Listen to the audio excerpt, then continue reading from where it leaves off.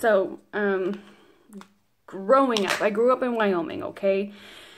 So, there weren't a whole lot of black people around. I didn't even have MTV, and I don't know when I truly knew that my dad was racist. I just knew we couldn't talk about black people. We couldn't watch Oprah.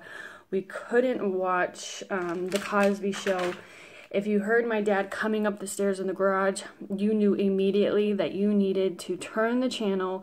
You needed to make sure nothing was on. If you left the TV on and you left the room and you had Oprah on or The Cosby Show on, you had to immediately run out of the house and not take any, or not even say that that was you watching the show, because you'll get a huge lecture. So I guess I was around 8 or 9 and I was watching The Cosby Show.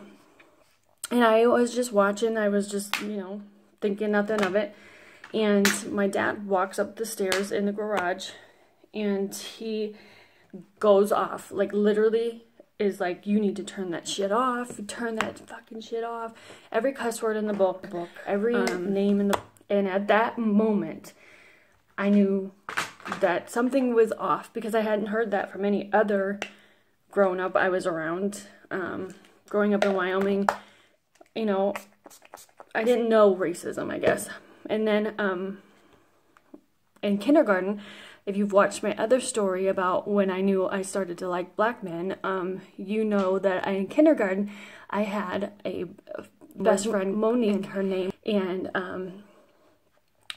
I would always ask to have her come over. And my mom would always say, only when your dad is not around. I didn't understand it then, but I knew that something was off. I didn't understand that he hated a certain color. Like, that just didn't resonate with me at all. Like, I started until, like, in 7th grade, I understood that his problems were much deeper.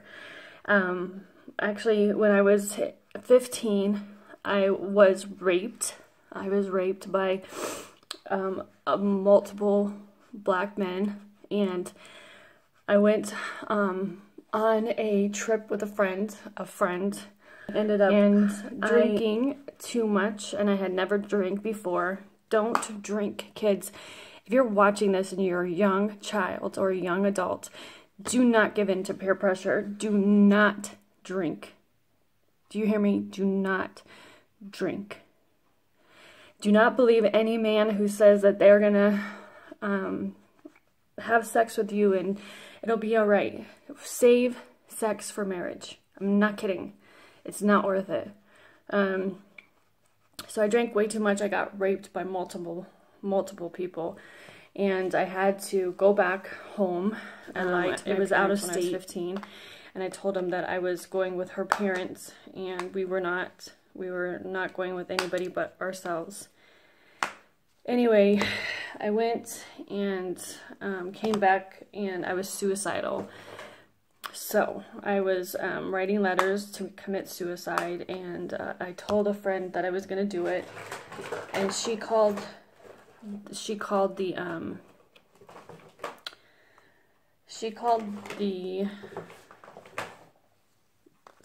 principal, and the principal called my parents, and my parents came to the school.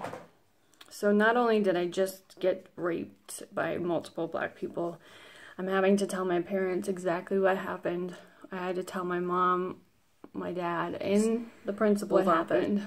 And so I'm 15, I'm telling them what happened, and my dad gets up from the table and he says, "She's no longer my daughter, you deal with her." And he left, and my mom ended up taking me to the emergency room to test for pregnancies, to test for everything. And, you know, dealing with my father being so race against, and then all of a sudden he has a daughter that was raped by the race he doesn't like. It threw everyone into a tailspin. Like, my dad didn't speak to me for years.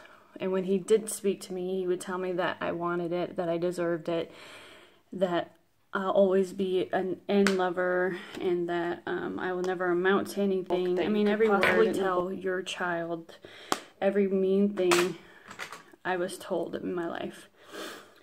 So